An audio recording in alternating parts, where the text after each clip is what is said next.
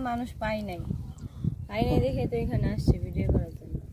এই কারণে হয়তো পাই নাই, বা আমার ব্যবহার হয়তো ভালো না এই কারণে, বা হয়তো আমি কোনো দিক থেকে কমতি আছি এই কারণে হয়তো এত ভিডিও করার পরও একটা মানুষ হয় আমাকে পছন্দ করলো না বা কারো চয়েস হয়নি। সুপ্রিয় দর্শক, আপনাদের ভালোবাসা আসলাম সেই চাঁদের মতো ফুটফুটে এক মেয়ের কাছে। আমরা শুনবো তার জীবন কাহিনী। আসসালামু আলাইকুম। ওয়ালাইকুম আসসালাম। আপু কেমন আছো? আলহামদুলিল্লাহ ভালো। তোমার ফ্যামিলির সবাই কেমন আছে? ফ্যামিলি সবাই ভালো আছে, কিন্তু আমার আব্বু একটু অসুস্থ। আচ্ছা, আর তোমার নামটা কি জানো, আরেকবার বলবে প্লিজ? আমার নাম হচ্ছে মিথিলা। মিথিলা, তোমার দেশের বাড়ি কোথায়? ঠাকুরগা। ঠাকুরগা। আমার প্রশ্ন করার উদ্দেশ্য হচ্ছে, তোমাকে তো চিনি, দর্শক যে নতুন দর্শক আছে তারা তো জানার একটু বিষয় আছে, জন্য প্রশ্ন করলাম। এখন তুমি কি করছো? বর্তমানে আমি কিছুই করি না, আমি বাড়িতেই থাকি। আচ্ছা, তোমার আব্বু অসুস্থ আসলে দীর্ঘদিন, এখনো অসুস্থ আছে না? ঠিক তো হয়নি?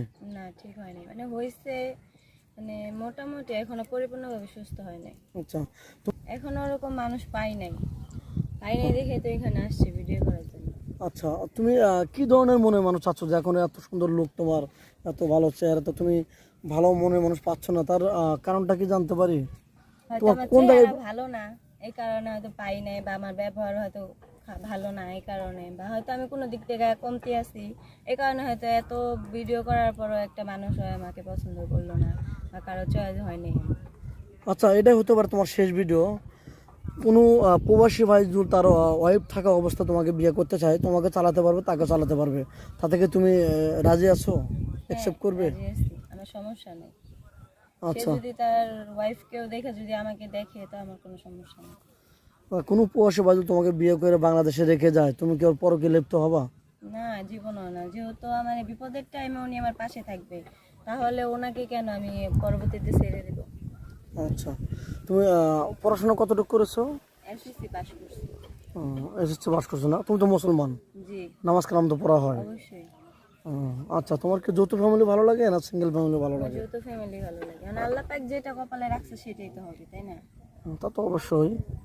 তা যাই হোক, বিয়ের পরে তোমার যেমন এখন তোমার অভাব বা দরিদ্র, তোমার ভালো পরিবারে বিয়ে হলো, আল্লাহ তোমার মুখগুলো তাকাইলো, অনেক ভালো পরিবারে তোমার বিয়ে হলো, তোমার কি কোনো ইচ্ছা আছে যে তোমার স্বামী কিনা কোথাও ভ্রমণ করতে যাবো, কোথাও ঘুরতে যাবো, এরকম আশা আছে?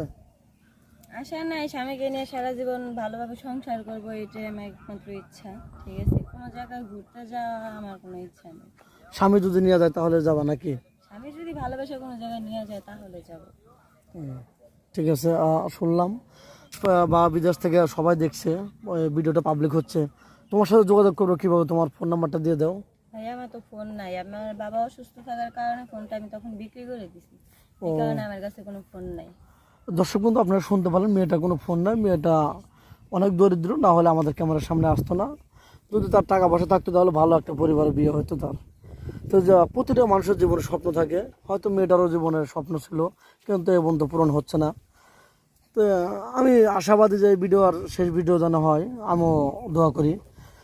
তো আমাদের ইউটিউব চ্যানেল কর্তৃপক্ষের নাম্বার দেওয়া থাকবে স্ক্রিনে। কেউ ভিডিও কল দেবেন না, অডিও কল দেবেন। ভিডিও কল দিলে ব্লক করতে বাধ্য হবো। ভালো থাকবেন, সুস্থ থাকবেন, এটাই কামনা করি। আল্লাহ।